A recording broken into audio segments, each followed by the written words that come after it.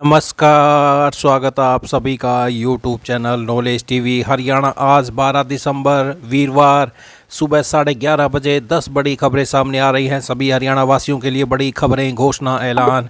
तो क्या है पूरी जानकारी, आइए देखते हैं। हरियाणा की सबसे तेज़, सबसे सटीक जानकारी के लिए यूट्यूब चैनल नॉलेज टीवी को सब्सक्राइब जरूर कर लें। तो चलिए देखते हैं सुबह 11:30 बजे तक की 10 बड़ी खबरें, घोषणा, ऐलान। पहली बड़ी घोषणा हरियाणा से, युवाओं के लिए बड़ी खबर। हरियाणा सरकार अग्निवीरों को एक और बड़ी राहत देने की तैयारी कर रही है। सरकार अग्निवीरों को ग्रुप सी के पदों में कॉमन एलिजिबिलिटी टेस्ट से छूट देने पर विचार कर रही है। हरियाणा स्टाफ सिलेक्शन कमीशन ने सीईटी संशोधन प्रस्ताव में भी इसे लेकर सुझाव दिया है, यानी सरकार इस पर फैसला लेती है तो अग्निवीरों को ग्रुप सी पदों के लिए सीईटी पास करने की आवश्यकता नहीं होगी। हरियाणा सरकार पहले ही पूर्व अग्निवीरों को राज्य पुलिस भर्ती एवं माइनिंग गार्ड भर्ती के तहत 10% आरक्षण देने का फैसला कर चुकी है। इसके अलावा ग्रुप सी पदों पर होने वाली भर्तियों के लिए 5% का आरक्षण देने का ऐलान भी हरियाणा सरकार कर चुकी है। इन भर्तियों में भाग लेने वाले उम्मीदवारों को अधिकतम आयु सीमा में भी छूट देने का ऐलान किया गया है। इसके तहत अग्निवीरों को 3 वर्ष अतिरिक्त वर्षों की छूट भी सरकार दे रही है। ऐसे अग्निवीर जो 4 साल के बाद नौकरी से बाहर हो जाएंगे और अपना खुद का बिजनेस शुरू करना चाहेंगे, उनके लिए 0% ब्याज पर लोन उपलब्ध कराने की घोषणा भी सरकार ने की है। राज्य सरकार की ओर से यह लोन 10 लाख रुपए तक 0% ब्याज दर पर उपलब्ध करवाया जाएगा।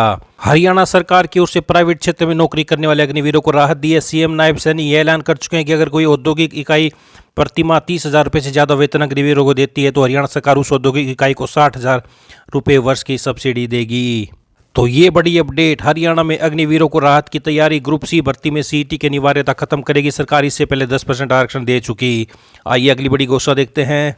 तो हरियाणा सरकार ग्रुप सी पदों के लिए सीईटी पास उम्मीदवारों को स्किल या लिखित परीक्षा के लिए ग्रुप का 10 गुना शॉर्टलिस्ट करने पर विचार कर रही है। हरियाणा कर्मचारी चयन आयोग ने सुझाव दिया है कि ग्रुप में शामिल विज्ञापित पदों का 10 गुना शॉर्टलिस्ट करने का प्रावधान सीईटी पॉलिसी में किया जाना चाहिए। अगर सरकार इस प्रस्ताव को स्वीकार कर लेती है तो काफ़ी हद तक सीईटी पास उम्मीदवारों को लिखित परीक्षा में बैठने का मौका मिल सकता है। हालांकि अंतिम फैसला अभी होना बाकी है, मगर सरकार के स्तर पर इस बारे में गंभीर चर्चा हो रही है। तो अभी तक हरियाणा कर्मचारी चयन आयोग जो ग्रुप बनाता है उसमें विज्ञापन की कैटेगरी के पदों की संख्या अनुसार 4 गुना शॉर्टलिस्ट करता है। इसमें एक ही उम्मीदवार कई विज्ञापित कैटेगरी में रिपीट होता है। इसलिए सीईटी संशोधन में प्रस्तावित किया जा रहा है कि आयोग जो भी ग्रुप बनाएगा उसमें पदों की संख्या का 10 गुना को शॉर्टलिस्ट किया जाएगा। तो अग्निवीरों को भी सीईटी से छूट देगी सरकार। तो ये आप देख सकते हैं, सीईटी संशोधन हरियाणा कर्मचारी चयन ने ग्रुप का 10 गुना शॉर्टलिस्ट करने का प्रस्ताव सुझाया। अंतिम फैसला होना बाकी है, मगर सरकार के स्तर पर चर्चा जारी है। लाखों युवा कर रहे हैं सीईटी का इंतजार। सामाजिक आर्थिक मानदंड के अंक भी हटेंगे। जनरल को 50 और आरक्षित श्रेणी को 40% नंबर लेने जरूरी हैं।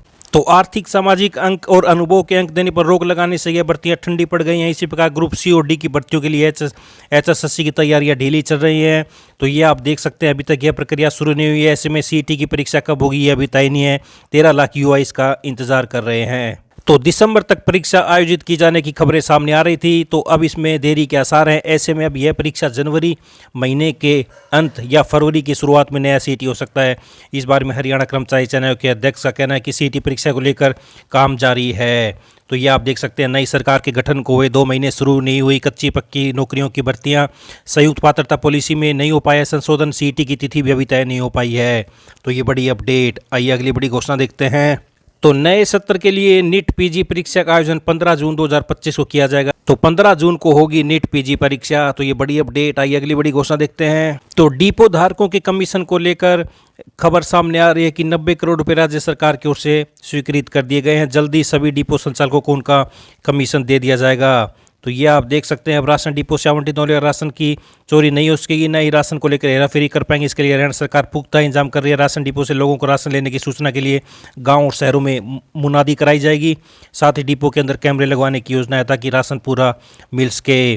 तो सर्दियों के दिनों में सुबह और शाम 2 बार राशन डिपो खुलेंगे, जबकि अभी तक वे राशन डिपो संचालकों की मर्जी पर निर्भर करता था कि कब खोलेगा या नहीं। तो ये बड़ी अपडेट। राशन डिपो संचालकों के कमीशन के लिए 90 करोड़ रुपये स्वीकृत। तो ये बड़ी अपडेट। आइए अगली बड़ी घोषणा देखते हैं। प्रदेश में अब ट्रैफिक प्रबंधन करने वाले होमगार्ड की वर्दी बदलेगी। वह भी अब पुलिस कर्मचारी की तरह ट्रैफिक पैटर्न के अनुसार सफ़ेद शर्ट व नीली पैंट पहनेंगे। अभी पुलिस कर्मचारी तो उक्त वर्दी पहनते हैं, लेकिन ट्रैफिक प्रबंधन में तैनात होमगार्ड को खाकी वर्दी ही मिलती है। राज्य में 12,000 से अधिक होमगार्ड के जवान हैं। इनमें 2,150 जवान ट्रैफिक प्रबंधन का काम संभालते हैं। तो ये आप देख सकते हैं 2,150 होमगार्ड के लिए खरीदी जाएगी नीली सफ़ेद वर्दी। तो ये बड़ी अपडेट आई। अगली बड़ी घोषणा देखते हैं।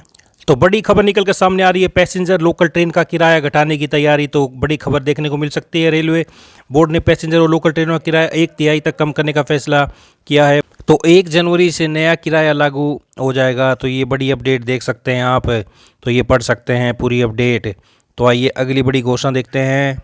कर्मचारी भविष्य निधि संगठन ईपीएफओ के सदस्य नए साल से एटीएम के जरिए अपने पीएफ फंड से राशि निकाल सकेंगे। इसके लिए श्रम मंत्रालय अपने आईटी सिस्टम को अपग्रेड कर रहा है। माना जा रहा है कि अगले साल जून से एक सीमा के तहत निकासी सुविधा शुरू हो सकती है। तो पीएफ की रकम नए साल से एटीएम से निकाल सकेंगे। तो ये बड़ा बदलाव देखने को मिल सकता है। आइए अगली बड़ी घोषणा देखते हैं। पहाड़ों पर लगातार बर्फबारी से मैदानी इलाकों में हालात खराब होने लगे हैं। तो मौसम विभाग के कोल्ड वेव के अलर्ट के तीसरे दिन पारे में जबरदस्त गिरावट देखने को मिली है। तो मौसम विभाग ने इन हालात को देखते हुए 15 दिसंबर तक कोल्ड वेव का अलर्ट जारी किया है। पंचकुला, अंबाला, कुरुक्षेत्र, हिसार, भिवानी, चरखी दादरी, रेवाड़ी, महेंद्रगढ़, गुरुग्राम, फरीदाबाद, पलवल, नूह के साथ सिरसा, फतेहाबाद, झज्जर, रोहतक में अलर्ट जारी किया गया है। हरियाणा में 24 घंटे में 6 डिग्री पारा गिरा। 16 जिलों में कोल्ड वेव का अलर्ट। 3 जिले देश की सबसे ठंडी जगहों में शामिल हरियाणा के। तो ये मौसम से बड़ी अपडेट। तो ये हरियाणा से सुबह 11:30 बजे तक की बड़ी खबरें, घोषणा, ऐलान। हरियाणा के दिन भर की ताज़ा अपडेट के लिए चैनल को सब्सक्राइब जरूर कर लें। इस अपडेट में इतना ही। धन्यवाद।